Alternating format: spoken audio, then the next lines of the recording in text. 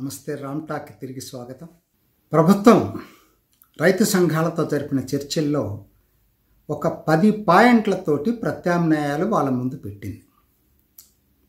అయితే వాటిని వాళ్ళు రిజెక్ట్ చేశారు. ఇప్పుడు అది వేరే విషయం. అసలు ఈ ప్రత్యామ్నాయాలు ఏంటి, ఇవి రైతులకు ఉపయోగపడతాయా ఉపయోగపడవా అనేది మనం చర్చించుకున్నాం. కొన్ని నిజంగా ఆ చట్టాల్లో కొంచెం దానికి కొంత హక్కులు యువతల వైపు వాళ్ళకు కూడా హక్కులు ఇవ్వటానికి తీసుకొచ్చినట్టుగా అనిపిస్తూ ఉంది. ఏంటంటే ఉదాహరణకి వాళ్ళు అడిగింది ఏంటంటే, ఓకే మేము ప్రైవేట్ మార్కెట్లో అమ్ముకుంటాం, ఇప్పుడు జరుగుతుంది అదే కదా. కాకపోతే వాళ్ళు చెప్పేది ఏంటంటే, చట్టంలో ఎవరు పడితే వాళ్ళకి పాన్ కార్డు ఉన్న ప్రతివాడు కొనుక్కోవచ్చు అనుకునేటట్టయితే రేపొద్దున మాకు గ్యారంటీ ఉండకపోవచ్చు మేము అమ్మిన దానికి అని అంటే దాన్ని ప్రభుత్వం ఒప్పుకుంది. ఓకే, రాష్ట్ర ప్రభుత్వాలు దానికి తగ్గట్టుగా విధానాలు రూపొందించుకొని రిజిస్ట్రేషన్ చేయండి. ప్రైవేట్ ట్రేడర్స్ అందరినీ రిజిస్ట్రేషన్ చేసుకోండి. అది రాష్ట్ర ప్రభుత్వాలకు వదిలిపెడదాం. దానికి కావాల్సిన పద్ధతుల్లో చట్టం చేస్తాం. మంచిదే కదా, దాంట్లో ఇదేముంది. తర్వాత మాకు కోర్టులు మీరు చెప్పారు సపరేట్గా పెడతాము, ఏదో డిస్ట్రిక్ట్ మ్యాజిస్ట్రేట్ లెవెల్లో పెడతాము, సో కాబట్టి తొందరగా న్యాయం చేకూరుతుంది అంటున్నారు. మాకు నమ్మకం లేదు, మాకు ఐఏఎస్ ఆఫీసర్ల కన్నా కూడా మాకు కోర్టులు అయితేనే బెటర్ అన్నారు. ఓకే, దానికి ప్రభుత్వం ఒప్పుకుంది. సివిల్ కోర్టులోనే మీరు వెళ్ళండి, ఆ హక్కు కూడా కల్పిస్తాం, చట్టంలో దాని పద్ధతిలో మార్పులు చేస్తూ ఉన్నాం. వాళ్ళ ఉద్దేశం ప్రభుత్వం అది మంచిదని అంటలేదు. దానివల్ల నష్టం, కోర్టులకు వెళ్తే ఎన్నాళ్ళకు సెటిల్ అవుతుంది. అయినా రైతులు అడుగుతున్నారు కానుంది. అదే కాకుండా ప్రభుత్వం అదనంగా వీళ్ళు చెప్పిందని ఇంకోటి చెప్పింది, మేము ఫాస్ట్ ట్రాక్ కోర్టులు పెడతాం. ఫాస్ట్ ట్రాక్ కోర్టుల్లో మీరు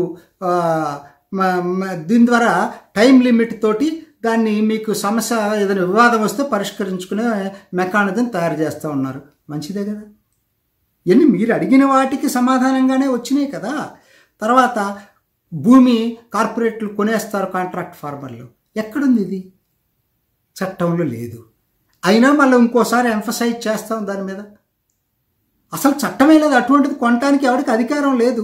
ఇంకొకసారి ఎంఫసైజ్ చేసి ఎటువంటి పరిస్థితుల్లో వాడు ఏదన్నా కాంట్రాక్ట్ ఫార్మింగ్ 100 ఎకరాల రైతులు కలిపి ఒకే పంట ఇప్పించుకున్నా కూడా అక్కడ ఏదైనా చిన్న షెడ్ల ఒక బిల్డింగ్ లాంటిది కట్టినా కూడా దాన్ని తాకట్టు పెట్టడానికి వీల్లేదు, ఎక్కడ దాన్ని అమ్మటానికి వీల్లేదు.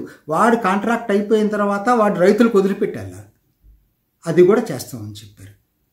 మీకు ఒక్కొక్కటి వీళ్ళు అడిగిన అన్ని వాళ్ళు అయితే ఇంకొకటి కనీస మద్దతు ధర ప్రొక్యూర్మెంట్, అది కూడా మేము అష్యూరెన్స్ ఇస్తామంటున్నారు. అక్కడ ఇద్దరికి కొంచెం డిస్ప్యూట్ ఉంది. వీళ్ళు ఏమంటారు, చట్టంలో పెట్టమంటారు కనీస మద్దతు ధర. మేము ఇప్పటివరకు చట్టంలో లేదు, ఇవాళ కొత్తగా వీళ్ళు తీసుకొస్తే నువ్వేమైనా పెట్టమని అడగాల. ఇవాళ క్యాబినెట్ డెసిషన్సే తీసుకుంటున్నారు, దాని మీద ఫర్దర్గా మేము అష్యూరెన్స్ ఇస్తామని చెప్పారు. ఎందుకంటే కనీస మద్దతు ధర వచ్చినంత మాత్రాన జరుగుతుంది అనుకుంటే పొరపాటు. రేపు పొద్దున ప్రభుత్వం కొనలేదనుకోండి, మద్దతు నుండి ప్రయోజనం ఏంటి? లేనిపోనిది ఎక్కువ క్రియేట్ చేసుకుంటున్నాను తప్పితే ప్రొక్యూర్మెంట్ చేయగలగాల. ప్రొక్యూర్మెంట్ ఎంతని చేస్తుంది ప్రభుత్వం? అవసరాన్ని బట్టే చేయగలదు. మొత్తం మీరు పండించిన పంట అంతా చేసుకోలేదు. నాకైతే సహేతుకంగా అనిపిస్తున్నాయి ప్రభుత్వం చెప్పిన దాంట్లో. వీటిలో ఎక్కడ ఇది లేదు. కాకపోతే 2 విషయాల్లో నేను మాత్రం ప్రభుత్వంతో పూర్తిగా విభేదిస్తున్నాను. మోడీ ప్రభుత్వం ధైర్యం లేదా నాకు అనిపిస్తాను. ఎందుకు లొంగిపోవాలో కొన్ని నాకు తప్పు అనిపిస్తుంది. ఒకటి, స్టబుల్ బర్నింగ్. ఢిల్లీలో వాతావరణ కాలుష్యం విపరీతంగా పెరిగిపోయింది. అన్ని పార్టీలు ఒప్పుకుంటున్నాయి, మీడియాలు ప్రచారం చేస్తున్నాయి. అక్కడ స్టబుల్ బర్నింగ్ ఏదో విధంగా ఆపాలని చెప్పారు. ఆపటం కష్టమవుతుందనే దీంతో కొన్ని పెనాల్టీలు వేశారు. ఇప్పుడేంటి వాళ్ళ ఒత్తిడి, ఆ కేసులన్నీ విత్డ్రా చేసుకోవాలా? ఓకే, ఇప్పటివరకు ఉన్నాయి, విత్డ్రా చేసుకోమని అంటే తప్పులేదు, దానికి ఎటువంటి పరిస్థితుల్లో పెనాల్టీలు ఉండటానికి లేదు. నాకెందుకునే ఇది అల్టిమేట్గా పాపులిస్టిక్ వేలో ప్రభుత్వం వాళ్ళకి చెప్పిన దానికి ఒప్పుకున్నది తప్పితే, ఏదో విధంగా దీంట్లో నుంచి బయటపడటానికి ఒప్పుకున్నది తప్పితే, ఇది మెరిట్లో ఒప్పుకున్నది కాదు. ఇష్యూలో మెరిట్ లేదు వాళ్ళు ఒప్పుకోవటంలో. స్టబుల్ బర్నింగ్ కాకూడదని అందరూ చెప్తున్నప్పుడు ఒకవైపు వీళ్ళే మళ్ళీ రేపొద్దున వచ్చి క్లైమేట్ దాని మీదేమో ఛాంపియన్స్గా మాట్లాడతారు. ఆలోచించండి, ఇది ప్రభుత్వం చాలా తప్పు ఇది చేయటం. అంతకన్నా ప్రధానమైన తప్పు సంస్కరణలకు మొత్తానికి వెన్నుపోటు పొడిచే చర్య ప్రభుత్వం తీసుకుంది. ఏమొప్పుకుంది? ఇప్పుడు ఏంటి వాళ్ళు అనేది, మండీల్లో ఇప్పుడు పంజాబ్ ఉంది, 8.5% పన్నులు వేస్తున్నాం. 8.5%. 3% రాష్ట్ర పన్ను, 3% మండీ సెస్, 2.5% ఆర్టీఎస్కి 8.5% వేస్తున్నాం. మీరేం చెప్తున్నారు? రైతు బిల్లుల్లో ఎటువంటి పన్ను లేకుండా ప్రైవేట్ వ్యక్తి రైతు దగ్గర కొనుక్కోవాలని చెప్తున్నారు కదా. లెవెల్ ప్లేయింగ్ ఫీల్డ్ ఉండదు. లెవెల్ ప్లేయింగ్ ఫీల్డ్ ఉండదు కాబట్టి మాకు ఇది అన్యాయం జరుగుతుంది, మండీలకు దెబ్బ తగులుతుంది, ఇది ప్రైవేట్ వ్యాపారస్తులకి ఎక్కువ లాభం చేకూరుతుంది. కాబట్టి ఇది లెవెల్ ప్లేయింగ్ ఫీల్డ్ లేదు కాబట్టి మీరు వాళ్ళకు కూడా పన్నేయండి. ఇది ఎక్కడిది అండి? ఇద్దరు తన్నుకొని, ప్రభుత్వాన్ని రైతులు తన్నుకొని చివరికి ఈ రైతు సంఘాలు అడిగేది ఏంటి? చివరికి పన్నులను పెంచుకుంటారా ఎవడైనా? ఏం అడగాలి నువ్వు? వాళ్ళకి తీసేయమనండి. 8.5% ఎందుకు ఇవ్వాలి? వాళ్ళకు కూడా తీసేయమనండి.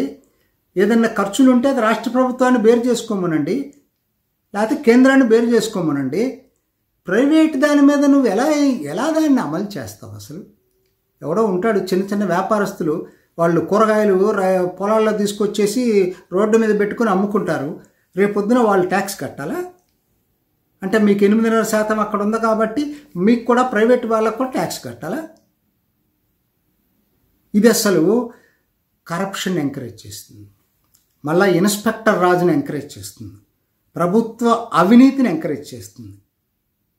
రేపొద్దున మళ్ళీ ఇన్స్పెక్టర్లు వస్తారు కదా, వీళ్ళు కడుతున్నారా లేదా చూడటానికి అని చెప్పి వాడికి లంచాలు ఇస్తారు వీళ్ళు ప్రైవేట్ వాళ్ళు.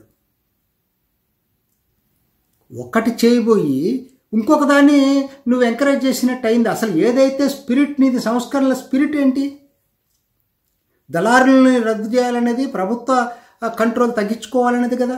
అటువంటిది పోయి నువ్వు ఇవాళ టోటల్గా వాళ్ళకి సరెండర్ అయిపోయి వాళ్ళకు కూడా పన్ను వేస్తాను అంటే ఇక్కడ 6%, 8.5% ఉంటే పంజాబ్లో 8.5% వేస్తాడు, ఆంధ్రాలో 1-2% ఉంటే అక్కడ 2% వేస్తాడు. ఈ పన్ను దానివల్ల వాళ్ళకి ప్రభుత్వానికి పోయేదే ఉంది, ప్రభుత్వానికి ఒక విధంగా ఆదాయం అది. కానీ ఇది అసలు ఆ రిఫార్మ్స్ స్పిరిట్ దెబ్బతింటుంది దీంతో. ఇది మోడీ ప్రభుత్వం. ఎందుకంటే ఎవరికి లాభం ఇది? ఆర్టీఎస్. అది కాదండి, మండీలో నాకు మండీ కన్నా బయట రేట్ ఎక్కువ ఉంటే నేను అమ్ముకుంటానికి నీకు అబ్జెక్షన్ ఏంటి? రైతులు అమ్ముకుంటావంటే అబ్జెక్షన్ ఒక ఆర్టీఎస్కే ఉంది. వాడి బిజినెస్ దెబ్బతింటుంది, వేల కోట్ల రూపాయలు బిజినెస్ దెబ్బతింటుంది ఇప్పుడు. అందుకోసం అని చెప్పి నువ్వు వీళ్ళకి కూడా పన్నులు వేస్తావా? అసలు దీనికన్నా బెస్ట్ నాకు అనిపిస్తుంది ఏంటంటే, పన్నులు వేసే బదులు అసలు సంస్కరణలకు నువ్వు వ్యతిరేకమని అర్థమవుతుంది, ఈల్డ్ అయిపోయినట్టు అర్థమవుతుంది ఈ ప్రజర్స్కి. వామపక్ష సంఘాలు చెప్పేటువంటి వాళ్ళైనా వాళ్ళు దానికి ఒప్పుకోరు. మీకు తెలియదు, వామపక్ష సంఘాలు సమస్యను సాల్వ్ చేసుకోవడానికి లేరు ఇప్పుడు. దాన్ని ఎట్టకొట్ట కాన్ఫరెంటేషన్లకు తీసుకెళ్లాలని ప్రయత్నం చేస్తున్నారు. ప్రభుత్వం చట్టాలు తీసేయదు. నా దృష్టిలో తీసేయటం బెటర్. పన్నులు వేసే బదులు చట్టాలని రిపీల్ చేసుకొని రాష్ట్రాలకు అధికారాలు ఇవ్వండి. ఇప్పుడు 2013 భూసేకరణ చట్టంలో ఏం జరిగింది? 2015లో మోడీ వచ్చిన తర్వాత దాంట్లో మార్పులు చేద్దామనుకుంటే ఆ రోజు అందరూ అపోజిషన్ పార్టీస్ వ్యతిరేకించిన రోజు విత్డ్రా చేసుకున్నారు బిల్లు. అయితే అది బిల్లు స్థాయిలో ఉంది, అదే చట్టం కాలేదు అప్పటికి. సో ఆ విత్డ్రా చేసుకున్నప్పుడు ఏమైంది? రాష్ట్రాలు పోటీపడి పారిశ్రామికవేత్తల్ని అట్రాక్ట్ చేయడం కోసం అని చెప్పి ఆ భూసేకరణ చట్టంలో మార్పులు తీసుకొచ్చినాయి. అందులో కాంగ్రెస్ రాష్ట్రాలు ఉన్నాయి, బీజేపీ రాష్ట్రాలు ఉన్నాయి. ఏ రాష్ట్రం ఉండదు? ఆ పోటీలో వెనకబడిపోవటానికి ఏ రాష్ట్రానికి ఇష్టం ఉండదు కదా. సో కాబట్టి ఇవాళ నువ్వు తీసుకొచ్చిన ఈ పన్నులు మళ్ళా మార్కెట్ వాళ్ళ మీద వేయటం అనేది, ప్రైవేట్ క్రయ విక్రయాల మీద పన్ను వేయటం దానికన్నా కూడా చట్టాన్ని ఉపసంహరించుకోవటమే మంచిది. రాష్ట్రాలకే ఉన్నప్పుడు రాష్ట్రాలు వాళ్ళు చేసుకున్నాయి.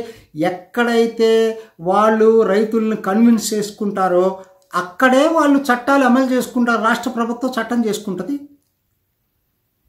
కాకపోతే కొన్ని ప్రాబ్లమ్స్ ఉన్నాయి ఇక్కడ. ఇంటర్ స్టేట్ ట్రాన్స్పోర్ట్ జరగదు అప్పుడు, అది ఇబ్బంది, నేను ఒప్పుకుంటాను దానికి. కాబట్టి ఇది అసలు దీన్ని ఏదైనా కానీ అల్టిమేట్గా ఏంటంటే ఈ పన్నులు వేయటం, ప్రైవేటు క్రయ విక్రయాల మీద పన్నులు వేయటం అనేది చివరికి ఎక్కడికి దారితీస్తుందంటే ప్రభుత్వ యంత్రాంగం తిరిగి వాళ్ళకి అధికారం ఇచ్చినట్టు అవుతుంది. అవినీతిని ప్రోత్సహించినట్టు అవుతుంది. వెస్టర్న్ ఇంట్రెస్ట్ విపరీతంగా డెవలప్ అవుతుంది. ప్రైవేట్ వాళ్ళ వ్యాపారస్తులు పెద్ద కష్టం కాదు, రైతులు నష్టపోతారు, వ్యాపారస్తులు వాళ్ళతో కుమ్మక్కవుతారు. మళ్ళీ ఏంటి, అప్పుడు అసలు పన్నే కట్టడాడు, వాడికి కొంత డబ్బులు లంచం ఇచ్చేస్తాడు, నడుపుకుంటుంటాడు. ఇది చాలా తప్పు. ఇది ఖచ్చితంగా బీజేపీ వెనక్కి తీసుకోవాల్సిన అవసరం ఉంది. మోడీ ప్రభుత్వం లేదు అంటే ఏమనుకోవాలంటే మోడీకి కూడా దమ్ము లేదు, సంస్కరణ అమలు చేసేటువంటి దమ్ము లేదనేటువంటి కంక్లూషన్కి రావాల్సిన పరిస్థితి వస్తుంది. అది రాకుండా ప్రజలు ఉండాలంటే మాత్రం ఖచ్చితంగా ఈ పన్నులు వేయటం అనేది మాత్రం వ్యతిరేకించాలి. కావాలంటే మండీల్లో పన్నులు రేషనలైజ్ చేయండి. ఇంత పన్నులు లేకుండా దాన్ని తగ్గించిన ఏర్పాటు చేయండి. కొన్ని రాష్ట్రాల్లో 1% ఉంది, మరి మీరు ఎందుకు 8.5% కట్టాలి ఇక్కడ పంజాబ్లో? అడగండి. దాన్ని మీరు రాష్ట్రాలతో మాట్లాడి తగ్గించుకోమనండి. పంజాబ్ కోసం మొత్తం దేశం మొత్తం మీద పన్ను ఎటువంటి అసలు? ఇది తిరోగమన చర్య, మోడీ తీసుకుంటున్న చర్య. దీన్ని ఖచ్చితంగా మనందరం వ్యతిరేకించాల్సిన అవసరం. ఇది ఈనాటి రామ్ టాక్. ఈ వీడియో మీకు నచ్చినట్లయితే లైక్ చేయండి, షేర్ చేయండి. మరిన్ని అప్డేట్స్ కోసం మా ఛానల్ని సబ్స్క్రైబ్ చేసుకోండి.